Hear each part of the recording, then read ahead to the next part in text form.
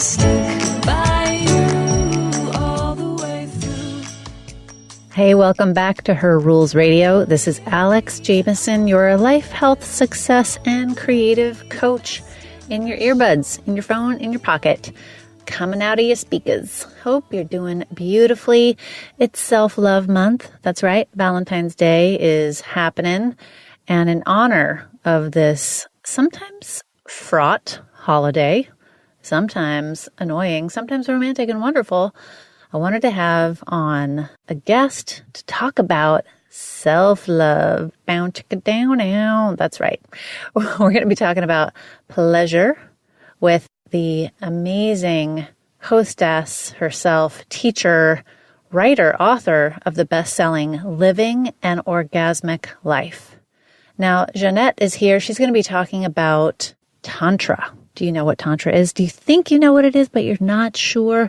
You're going to learn what it is and why I think this topic is so important. Look, my whole career has been about helping women feel good in our bodies, about our bodies, in ourselves, so that we can get what we want, so that we can have it all, so that we can create those creative dreams that live sometimes buried under a lot of shame and guilt and shoulds, so that we can create those things into our actual, real, IRL lives.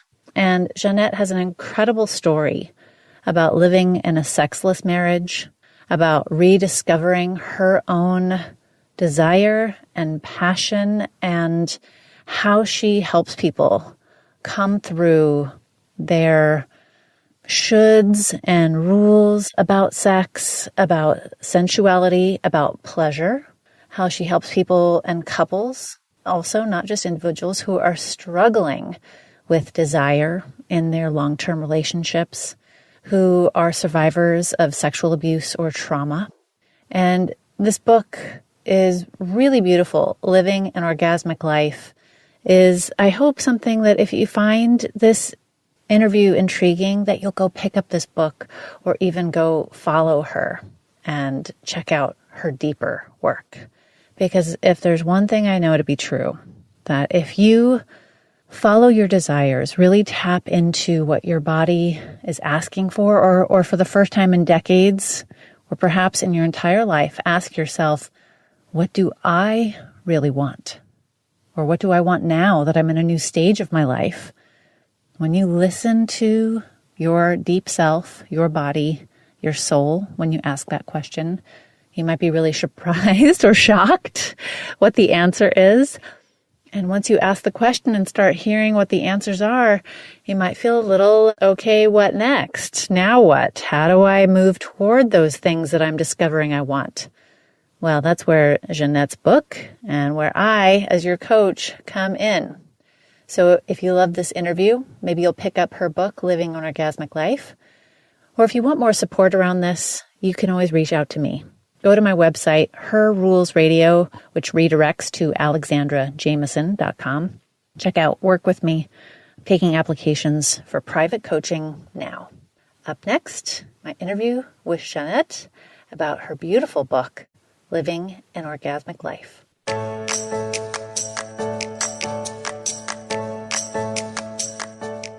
This week's episode is brought to you by Julva. Julva is a product I use all the time. It is a wonderful, safe cream created by my friend, gynecologist, Dr. Anna Kabecka.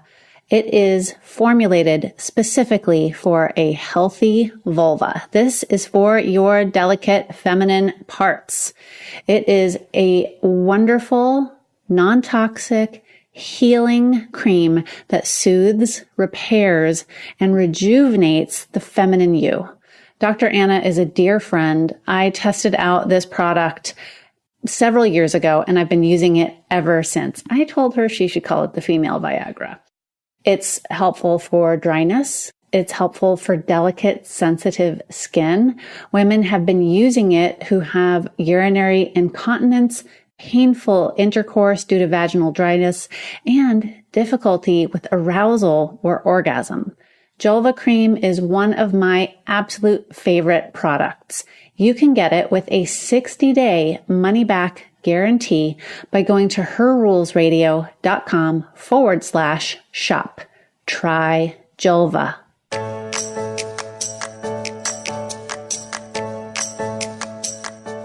Xanet Pialet, thank you so much for being here to talk about your book, Living an Orgasmic Life, Heal Yourself and Awaken Your Pleasure. There is so much to cover in this book. It's great to have you. Thank you. Thanks for inviting me. I'm super excited to be having this conversation with you today. So let's start with a little bit about you. 35 years old. You had let's call it a rough relationship with sex. In your book, you said you hated sex. Yeah, I mean, I never liked it. I was actually looking at this, like the very first time I had sex with 15 years old, it hurt. And, I continued to see this boyfriend and I continued to have sex and have massive panic attacks. I didn't realize that's what it was, but that's what was happening. And I think my body just started to remember that sex was about anxiety and sex was about pain and sex was about panic. And I was just, sex and I, we were not good friends, not at all. We were really like enemies, I would say. So over the course of the next 15-ish years, you totally transformed this for yourself. And I have to ask, I honestly want to hear every detail of how you went from that place of hating it and having painful sex all the time, which is so common. Mm-hmm. How did you even find it within yourself to want to transform that? I think a lot of women are just like, no, it's not for me. I don't like it. And that's how their life goes. Yeah, I mean, that's such a great question. It was not something I expected to happen. I was in a sexless relationship for, over 2 decades. And as I started to realize that we were going to go separate ways eventually, I didn't actually leave my husband. I didn't separate till I was 50, but that we were eventually going to go separate ways. I started to really look at myself and my life and what I wanted moving forward. I knew I wanted to be in other relationships. And I also knew, like, what am I going to say on OkCupid? Awesome woman, but hate sex? Like, that just wasn't going to fly, right? So I knew that I had to do something about it, but it actually started with, which is not uncommon, like with more of a spiritual awakening. I was involved in, I started going to services at Unity Church in New York City, right? Like, it's pretty amazing. It's like a Broadway show every Sunday. It is. It's beautiful. The best choir on earth. Amazing. And I went to one of the retreats and I guess I started to say, okay, like there's this thing that's starting to stir inside of me and I don't know what it is, but it feels like it has something to do with desire and it feels like it has something to do with sex and it feels like there's stuff in my childhood that is there that I've never really fully processed. And that just started to come up for me. It's not like I had sexual abuse, but I definitely had. I realize it now because I just read the book Pure. I have it in my office. I haven't read it yet. Oh my God, amazing book. And what I realized was like, oh, this is it. It's they call it shame trauma.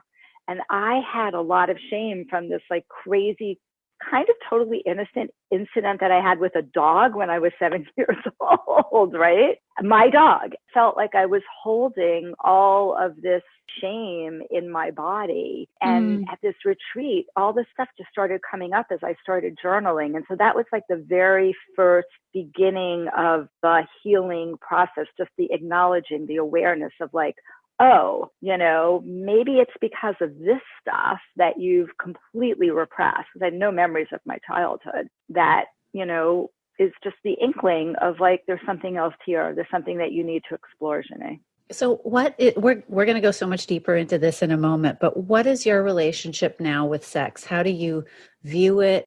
What's your, if it were a person in your life, your sexuality, your sexual expression, tell me about that. Yeah, such a great question. I think right now I feel like I am a pretty fully sexually expressed woman, that I can connect with my desires and I can also connect when I don't have desire as well. and also be okay with that, right? And I feel like sexuality has become such a core part of who I am, the way I move around in the world, the messages that I have. It's what drives my creativity, right? So if I'm wanting to like get super creative and write a blog post, I'm going to go masturbate, or have sex. Usually it's more masturbation, right? It's my own connecting with my own sexuality, my own orgasmic energy that really gets me like, okay, now I can go and like really come up with something creative. So it's really become like,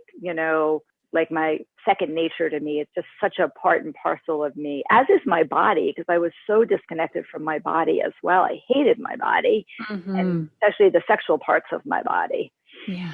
So tell me about the work that you do with women. How do you operate? What do you call this work? Are you a sexuality educator? What do you call it? Yeah. So actually, I call myself a sex and intimacy coach. And the work that I do with women is to help them clear trauma. I'm also trauma trained, right? So as we know, there's a lot of trauma that hold women back from sexuality. So help to clear traumas that they've experienced, and knowing that trauma, as you know, lives in the body, like your experience of having a panic attack out of nowhere after your separation, right? Like, yep, that's what happens. And then help women really start to reconnect with their body, accept their body for what it is right now, realize it's their best friend that will be with them forever, and start to really experience and explore their own sexuality and their own pleasure. Give them a lot of permission to explore pleasure with themselves or with a partner. Give them a lot of permission to like feel desire, just to even bring pleasure into our lives, not even sexual pleasure, but it starts with just like bringing in fresh flowers. What's your relationship with pleasure? So many women cannot answer that question, right? Because we're doing and we're taking care of everyone else, and it's everyone else's needs. So really connecting to our own needs and our own desires. And I do a ton of educating because so many women don't really understand their anatomy, and they don't really understand their arousal. So a lot of the work that I do is also very, very educational. That's so excellent. Oh my gosh, there's 15 things in this last comment that I want to dive into. Luckily, I took a lot of notes when I was reading your book. So let's go back to the point that you brought up and you go into deeply in the book, which is women are programmed to say no to sex. Yep. I thought that was so interesting. Like, of course, but I'd never quite thought of it in that way. So tell us more about that, because this really connects with shame, and it really connects with pleasure and deservingness, etc. Totally. So unlike men, women are programmed to say no to sex. And when I say we're programmed to say no to sex, it really is all of the societal messages and pressures that women have, and the conscious and unconscious messages that women receive around our sexuality. So, for example, women are told, many of us, like, to keep our legs shut, right? To make sure that you really, when you have sex, it's really with somebody that you love, as opposed to just go out and sow your wild oats, right? And explore your pleasure. Where, men are, we have all of our information around sex is about STDs and about not getting pregnant, right? There's nothing that's fun. There's nothing that's juicy. Like, who gets told about pleasure, that sex is actually for your pleasure? That's another huge issue, right? That sex is not for women's pleasure. And also, I really realized this also in reading Pure, that women are kind of conditioned to suffer. We're supposed to, just in general, like, women suffer and don't express it, which is why so many women have painful sex and continue to do it, right? So these are all of these messages that we get. Well, I think men are told, like, go out and explore, go sow your wild oats. They get the high five when they have sex. And, women get what? The walk of shame? Absolutely. And I think back to when I was in high school, I was a little bit rambunctious. And even in high school, but I was so good at keeping it on the DL. Nobody knew, even my best friends, I never told anyone because I didn't want to be shamed. I didn't want people to gossip. And I knew that the guys that I was making out with would never get any of that backlash. But I was really careful I somehow knew how to pick the guys that weren't going to say anything. Mm-hmm. I don't know if I don't think I actually said anything like, don't tell anybody. I don't think I ever did that. But it was very clear to me that I would be the pariah if it got out. Right, right. And that slut shaming, that's what you're kind of talking about, that slut shaming, typically, it's often coming from women. Yes, that's the worst. We are the worst to each other. Right, exactly. So that's the way in which we're programmed to say no to sex, and, which therefore means that it's very easy for women to put the brakes on, right? Not to steal, but we will from Emily Nagoski's Come As You Are, right? Like, the problem with women is that it's not about letting up on the accelerator. It's more about the fact that we're constantly putting the brakes on. And so because we're programmed to say no to sex, oh yeah, I have 100 million other things to do rather than have sex. Yeah, chocolate, number one. Chocolate, right, exactly.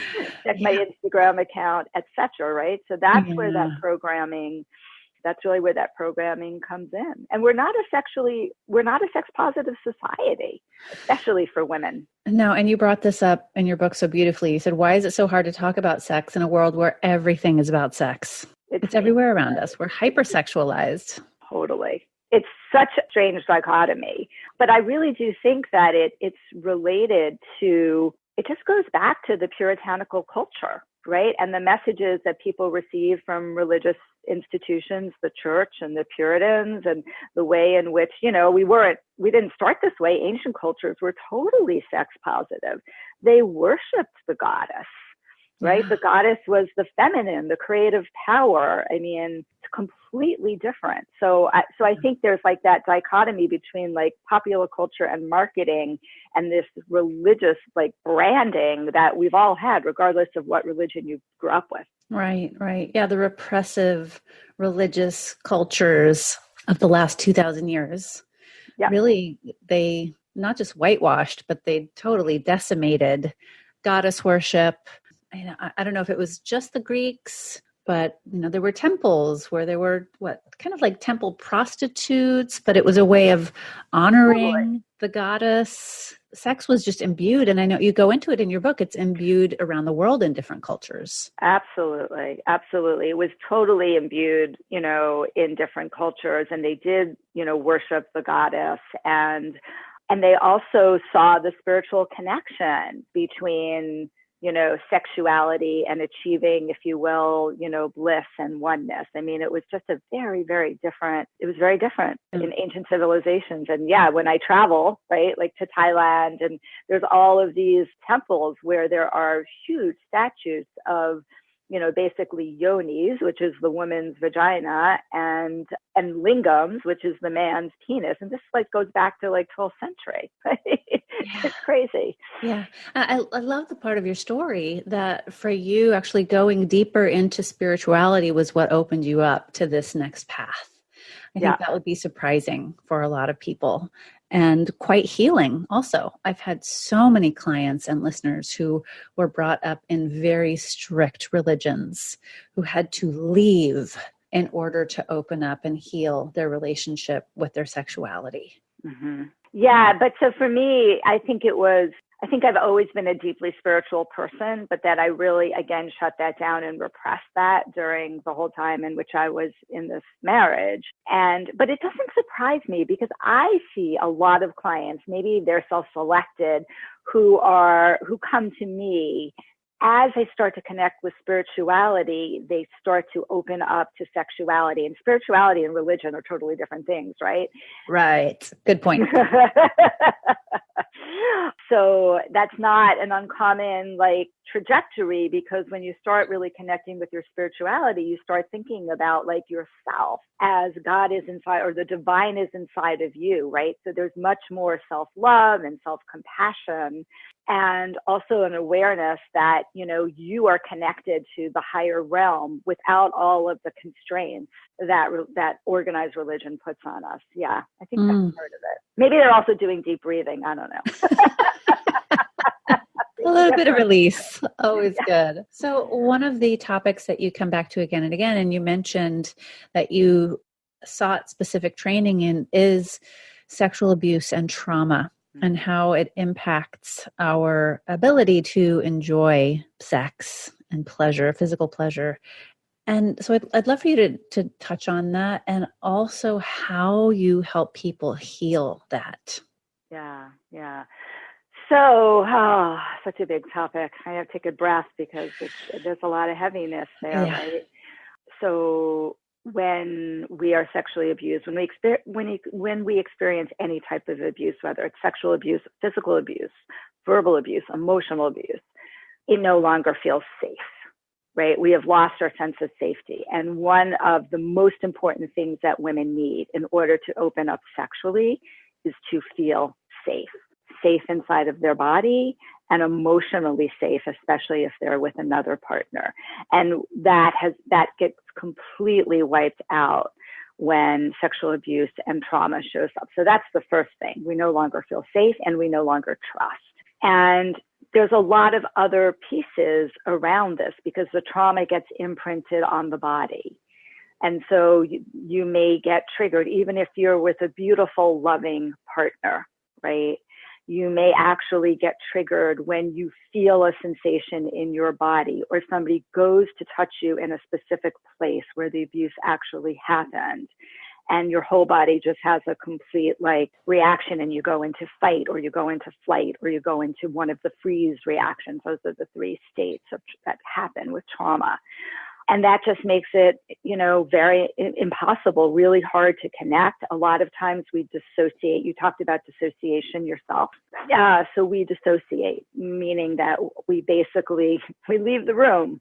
We're really no longer here. It's a wonderful defense mechanism that saves our lives, right? And certainly our emotional self when we're actually in an abusive situation, that this dissociation. But again, the body just has this memory of it. And then we repeat that pattern when we're actually with a quote safe partner. Another thing that will often show up for women is that there's a lot of guilt and shame, so much shame around the abuse that they experience. We internalize that shame, often because the abuser did a really good job of grooming us, or grooming the person, and then just layering on that shame, manipulating, which is, you know, part of the abuse. And also many girls, young women will actually feel sexual pleasure. They might even have an orgasm during the abuse.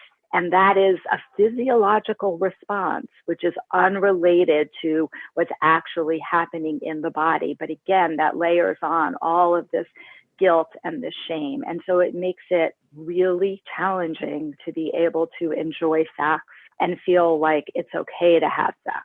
Huge issue, and shows up the time. I'm sure you see that as well with your clients all the time. I often wonder what woman hasn't been either sexually abused or traumatized. Are there any of us who have escaped? And while I think you and I have this similarity, we weren't abused. Just living in this culture is terrifying for women. For white women, definitely. For Black women and women of color, it's even more terrifying. So we walk around with this fear in our bodies. And there are so many levels of healing and methods that talk therapy won't address. Right. So will you talk a little bit about, in your work, with women who discover they have this past sexual abuse and trauma to heal, what are some things that they can pursue, or that they might want to contact you about healing, the kind of healing work? So all of the work that I do is somatic, just like you do as well, like very, very body-based, because we both believe that all of our trauma, all of our wounds are contained in our body. We have this body memory. And so the work that I've always done is really around helping you release the trauma from the body. So I tend to do a lot of somatic experiencing work, which is Peter Levine's work. And really the concept of that work is that within our body, when a trauma happens, there's something that we couldn't do. We couldn't get away. We couldn't push our abuser away, right? We couldn't flee, or we froze. And so that energy of not being able to complete is still bound. It's still stuck in the body. And by taking my clients through a process where we start to identify that after a while, it's a long process, right? We start to be able to allow some of that energy to move out of the body. That starts to shift and allow the trauma to start to dissipate. And it's got layers and layers. It's not like it happens in one session, hardly. But, it does start after a time to dissipate that energy. And the other piece is really helping people understand, which trauma victims don't. What is it like to feel safe in your body? Until you can really feel at a very cellular level what safety is like, you can't allow yourself to relax and enjoy sex, often without dissociating. Right. Oh, I'm so excited for everyone who's listening to this right now, because this is so valuable. This is so important. I haven't announced this yet, so might be the first time I'm talking about this, but I actually removed an interview from my podcast feed. A woman who was teaching, not quite the same thing, but stuff around sexuality and empowerment. And I began to realize, after experiencing her work personally, wow, this is not trauma informed. I got very concerned that people were coming into the live workshops and there was no aftercare. There was no addressing of, hey, anybody here who's experienced trauma, let's talk. And I realized, wow, I don't want to put this out there. So I just want to underline how important and valuable your work is for people who have experienced sexual trauma and want to have this healthier relationship. So good on you. Yeah, no, thank you. And I think I'm so glad that you said that, because I think you also know, like, I'm a Tantra. I came into this work through Tantra. And up until recently, Tantra has not been trauma informed. And, I somehow was able to handle it. But there were experiences that I had that I now know caused me to dissociate, made me have like if you will, a Kundalini awakening, but it didn't feel good. My nervous system was whacked out for months, right? Wow. And I realize now it's because nobody really focused on the trauma piece. And so that's why, I slow my work down so much, because it's so important that we work through and make you feel safe in your body. Right. And then we can do pelvic healing, maybe. Right. Okay. And there's other things that are open. So we're talking about Tantra, and then maybe people listening who are like, I think I know what that is, but maybe not. So why don't you tell us the 101 version of Tantra? Okay, so let me tell you what it's not, everyone. It's not an orgy. Good first step. Most people think it's an orgy or it's sting. So Tantra is a very, very ancient spiritual practice that started way back in the 12th century, long time ago, mostly in India and Southeast Asia. And, the Tantrikas the ancient Tantra actually started at the same time that Hinduism and Buddhism started. And in both of all of these areas, the goal is to achieve bliss, right? That's what we want, to achieve oneness, to achieve bliss. The only thing is that the Tantrikas did it in a different way. So while the Hindus and the Buddhists were very ascetic, so they gave up all of their worldly possessions, they were celibate, they didn't believe in pleasure, they fasted, right? It was a very harsh access to bliss. The tantrikas were completely different. They were like, no, we believe that pleasure is a part of spirituality. And so they brought in the pleasures of music, the pleasures of food and wine, and the pleasures of the body. And so tantra actually means to weave in Sanskrit, which is the language. And what we're weaving together is, if you will, our physical body with our spiritual body, maybe in connection with another person, but definitely in connection with another being, like the universe, right? Or spirit. And so often I say that Tantra is almost like bringing spirit into the bedroom, because we also want to achieve this sense of dissolution, of being dissolved, of oneness and bliss. And we do that by connecting with our sexual energy. So using our sexual energy in order to be able to experience this sense of, if you will, orgasmic bliss. So fascinating. So this is something that's come up over the years with different women, either friends or clients. And I'm curious your take on this, because you mentioned using self-pleasure as as like a creative jumpstart, self-pleasuring or masturbation. Dr. Christian Northrup is telling me to not call it masturbation anymore, call it self-pleasure. I'm like, okay, that's great. And people don't know what I'm talking about. So I love it. I call it a self-loving practice. Love it. Okay. I love that even more. So there are many women who do not feel comfortable self-pleasuring or self-loving practice, that they only enjoy it when it's with a partner, or it doesn't feel right if it's by myself, or using a vibrator or my hand doesn't feel right. I just can't do it. I just can't get into it.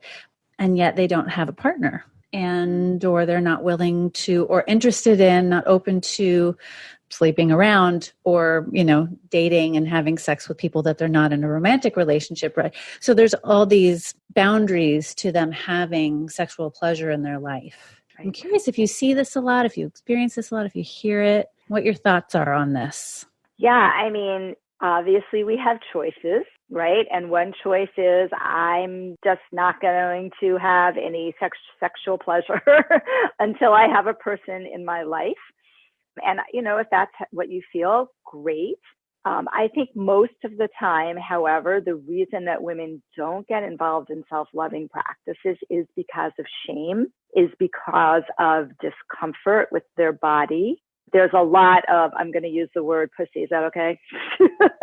Yes, you can. We had Mama Gina on last year. Okay. Let's talk pussy. First, I'm going to use the word pussy shame. Women have, talk about shame about body image and body parts. We have so much shame about what our vaginas smell like, what they look like. That's why women are going and having labioplasty, which is the most common now plastic surgery for women, which is unbelievable. And all of that makes us uncomfortable, not wanting to touch ourselves, right? And so when I start teaching self-loving practices, I tell women, don't even go near your genitals. It's off limits. We're going to start by the way in which I think women love to be aroused, by touching your arms, by touching your legs, right? I mean, part of the reason women hate self-pleasuring is you stick a vibrator there. Maybe it works, maybe it doesn't, right? But we're just like when we're with a partner, we need some foreplay, especially with ourselves. And so, spending more time, like just touching your arms, touching your face, touching your legs, starting to do some breathing. Breathing is super important for women's sexuality and men's sexuality as well, and pleasure. Well, may start to shift something for you, because then you don't have the pressure of having to go for it, right? I mean, that's like, one of the reasons I love Tantra is that there's all of these principles. And one of the main principles of Tantra is there's no expectations. There's no goal. It's just to be in the moment and to enjoy. And the other thing from a woman's empowerment perspective that I want to say, and this is really important, is that, by taking the position that it's only a man who can pleasure me, we are abdicating the responsibility for our pleasure. We're giving away our power to somebody else. right? And I really think women need to realize that, right? Like our pleasure is our power. Our sexuality belongs to us. And by saying like, I don't want to have anything to do with that, I'm just going to let my partner deal with it, you are giving up your power.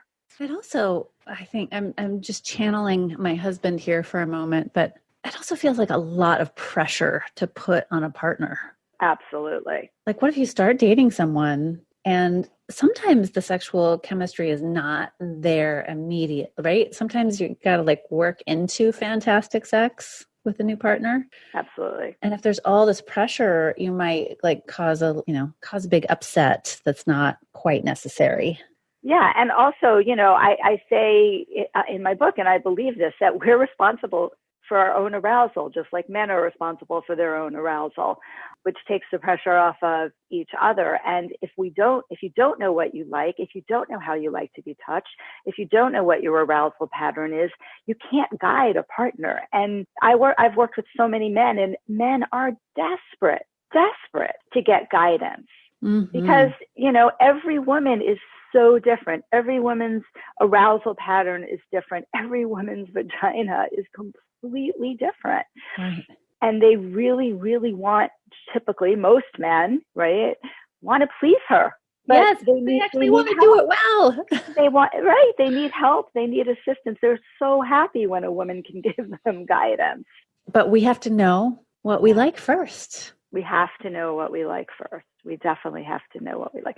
So I will often tell a woman, go take a bath, like set the stage, don't just pull out the vibrator. I mean, that's fine sometimes, but, take a bath, warm up your body, get yourself feeling a little bit sexy. Start to change the relationship of what's about to happen. Yeah. So let's talk about I don't even know if this was a line I took from your book or not. I just wrote it down this way. Let's talk about the plague of the shrinking libido. And this is something that's come up. I wrote some article about this, or I was reading Emily Nagoski's book, wherever it came from, that there is truly a plague across every age of women. We'll speak to women here, of not having huge desire or not feeling like, I want to have great. So let's talk about the low libido issue. Yeah, it's such a huge issue. Well, I mean, one thing we can say, right, because we've seen the articles in the Atlantic that just came out. We know in general people are having less sex. I think that a lot of it has to do with the fact that we're more disconnected because we're more connected to technology, that we're actually I think I wrote a blog post, we have more intimacy with our cell phone than we do with our partner in many times. So I think that's part of it. Like we are a very distracted society right now. And I think in order to really connect with your desire, you need to have some spaciousness in your life. You really do. It's hard to find desire when you're doing 10 other different things at once. I think that, so many different reasons. A lot of reasons that women are losing desire is generally because they don't feel emotionally safe with a partner, that there's some sort of issue in the relationship, or maybe they have a pretty good relationship, but there's just stuff builds up and we don't get to be able to express it. And when we don't get to be able to express it, it just creates a barrier because most women need emotional intimacy with a partner before they feel safe to open up sexually. And when there's a problem in the relationship, that will completely block our desire. So I think that's one big piece of lack of desire. Mm-hmm. For me, I believe that, we also get bored really easily, and sex can become boring if you do the same thing over and over again. Like there was a study that just came out super recently. It was a pretty big study. And they looked at successful couples, and successful long-term couples sexually were couples that were constantly doing new things, with each other, to each other, both sexually and non-sexually, right? So there's also that need, like Esther Perel talks about, sometimes going away, builds up your desire. When you come back, you're like, oh, I miss my partner. I actually really want to have sex, right? Domesticity can sort of breed contempt. Unfortunately, there's truth to that. Yeah, and you go into, again, great detail around sexual polarity. Hmm. And that's was so fascinating to me, and I have so many thoughts on it, but I would love for you to define what sexual polarity is and the value of it. That's a great question. So sexual polarity is really the play between, if you will, the male energy, male dominated energy, and sort of female energy. And if you think about a battery, right, as a positive and a negative, when the positive and negative get together, there's a charge. And if you have two positives or two negatives, there's no charge. So one of the most common things that I see in couples is that the woman has this desire to be ravished, to be taken. And she has this wonderful, loving, beautiful husband who wants to please her, but he doesn't have that energy, right? Which is what some women want sexually. Many women want it sexually. Maybe we don't want it all the time, right? But we definitely want it some of the time, and it doesn't matter within a couple who holds the male energy and who holds the female sort of energy. We all have male and female energy inside of us, but there needs to be, for most couples, there needs to be that distinction, that polarity in order for the sexual charge to be there. And that also allows for teasing to happen, right? So I think part of the reason women lose their desire for sex is, frankly, they're not having very good sex. That might be it. Yeah, I honestly think that. I think they're Mhm. not having very good sex, that most women don't really have wonderful orgasms.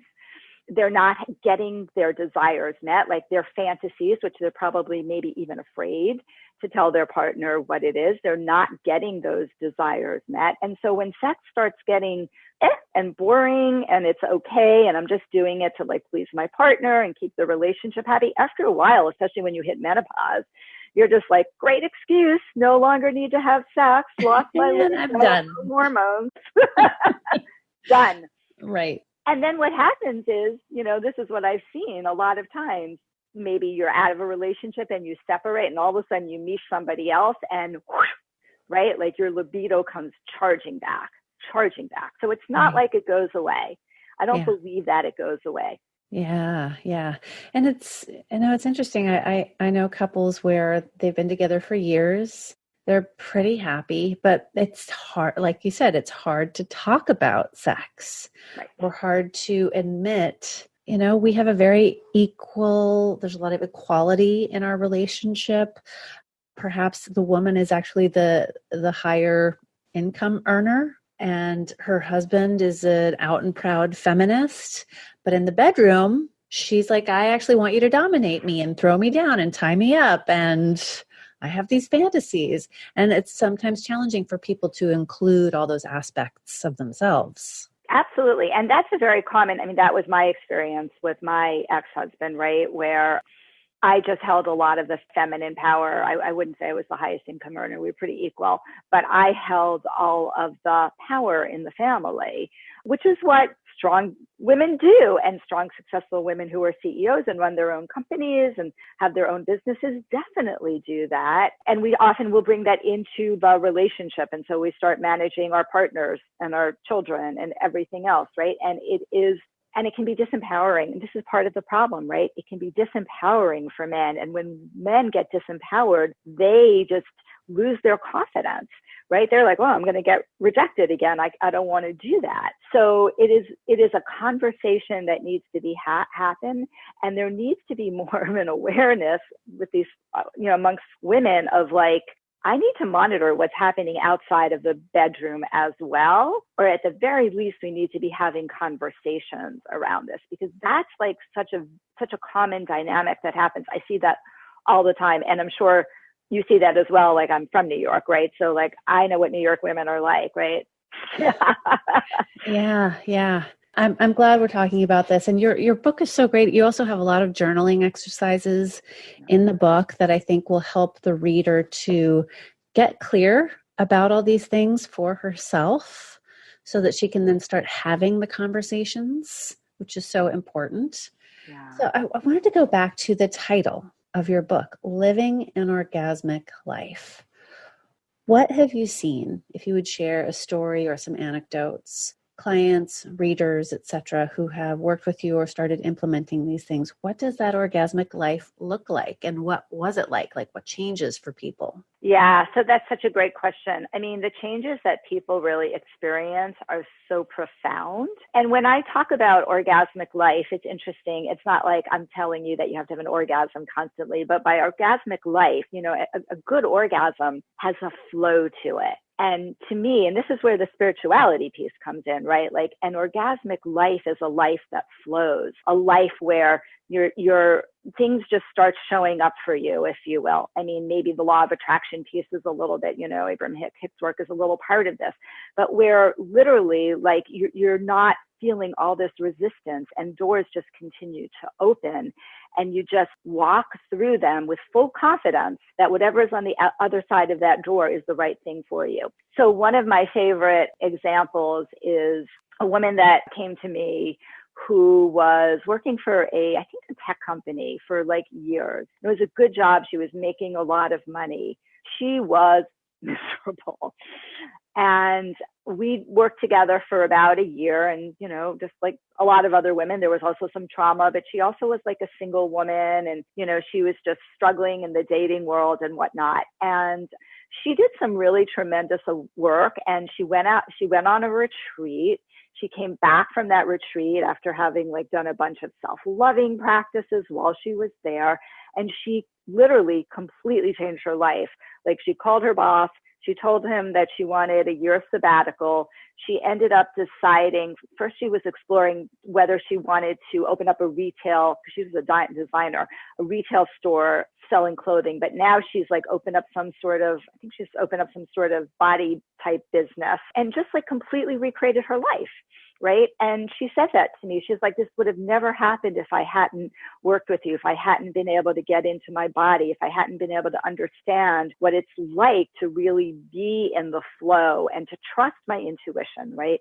Because when we are really in the flow, when we're in the flow of life, in the flow of orgasmic life, we have this deep trust in our intuition, because all of our intuition is inside of our body. But when we can't access that parts of our body, we also are really kind of cut off from our intuition. And I think that's a huge piece of living an orgasmic life, is like, how do I connect with my intuition? Oh, it's inside of my body. How do I allow? And I think that's, she's one of my favorite examples. But, it happens like just I'm not even surprised anymore. Sometimes people leave relationships that were toxic and they needed to, leave that relationship because they're beginning to have an awareness that it's not feeling good, or they're beginning to, see things that they didn't see. But much of the time, it's like people make really big changes, life decisions. Awesome. And they're happier. So much happier. So much happier. Oh, we want to be happy, right? Like, I think that's what, happened to me. Like, I looked at my life, probably like you looked at your life, and I was like, is this all there is? Like, seriously, I'm have a good job and I have my own business. I have 2 really wonderful kids and beautiful apartment in New York City, but like, is this all there is? Yeah. It has to be more. Why am I not happy? Why am I not happy? Right. Exactly. Yeah. Well, I have to say, everyone listening, this book, Living an Orgasmic Life, definitely worth picking up, exploring, and maybe getting a little bit deeper into this work. Sounds like there's some retreats and some personal one-on-one work on option, and we'll put all of those links in the show notes. You can go check out herrulesradio.com and get all the details. Thank you so much for being here, and congratulations. This book is a real treasure. Thank you. Thanks. It was an awesome conversation with you.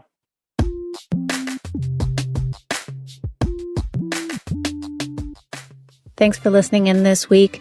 We are on a 2-episode-a-month schedule right now, but I might be coming out with some quick hit 5-minute vibes for you. Once a week, 5 minutes. I'm excited about this idea. Instead of all these longer format shows, I might be putting out some itty bitty baby shows every week. So keep an eye out. Hit subscribe in iTunes. And if you love the show, please share it with somebody you know who you think would get something out of it.